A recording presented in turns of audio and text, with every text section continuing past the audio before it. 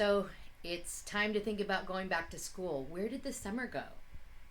I think it's been here because it's very hot. So we are coming to that time of going back to school. And a lot of parents have asked the clinicians here what their thoughts are on going back to school and recommendations. It's looking to me like there's going to be very little virtual options available anymore. Schools have pretty much gone away from that. And it looks like we're returning back to school, but we're returning back to school without masks or without masks being required. So there's some challenges with that. Now your teachers will probably be vaccinated, but and if you've got middle schoolers and high schoolers, you're good to go. But if you've got youngers in elementary or preschool, they are still not eligible for vaccines at this point. I was kind of hoping that we'd be further along in that process before they went back, but as of now, it's looking like that's not an option. So we need to think about that overall safety, and that becomes an individual decision of you as the parents and the family members how you want to maneuver through that. Some people are going to continue to do homeschooling because that's what they feel is their safer option, which is certainly an option to consider if you have a child that's immunocompromised. That may be the safest option for you. As I always say, start your preparation process early. I believe we're starting before the middle of August here in DFW.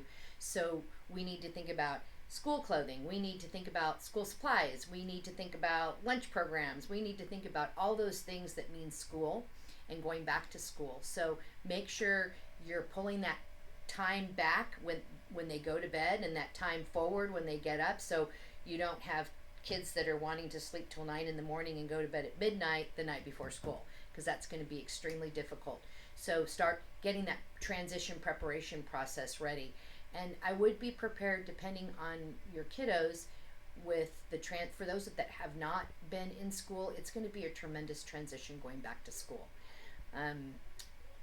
Many of our families have thought about doing some counseling or group support process because there's lots of anxiety out there. There's lots of change. This is really unknown, and many of our clients here really struggle with transition and anxiety. So think about what kind of support you can provide, and build that in now and get ready now rather than waiting. Maybe it's going to, as I've said, walking around the campus when nobody's there first.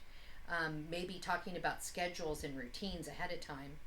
I will say on a side note, we have started counseling services in our Allen location, and she actually started last week. Her name is Suzanne, and we wanted to bring that service in now because we've had tremendous demand for that service. She's meeting with clients that it's appropriate with. She's meeting with parents and with families. We have those options available. So please let the front desk know if that's something you want to pursue. Talk to your therapist.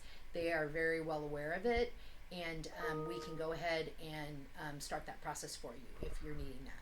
So just understand that going forward with those types of things are preventative.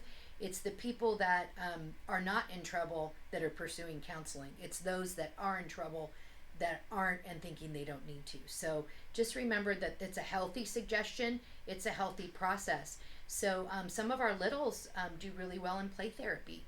That's that's something that we offer through our counseling services.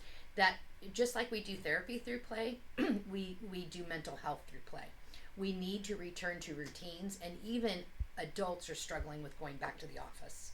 And businesses are offering hybrids. So if that's what's going on with our adults, you can be rest assured that that process is going to be going on with your kiddos. So just think about it, talk about it, and start addressing it now, so that you're not waiting to the end.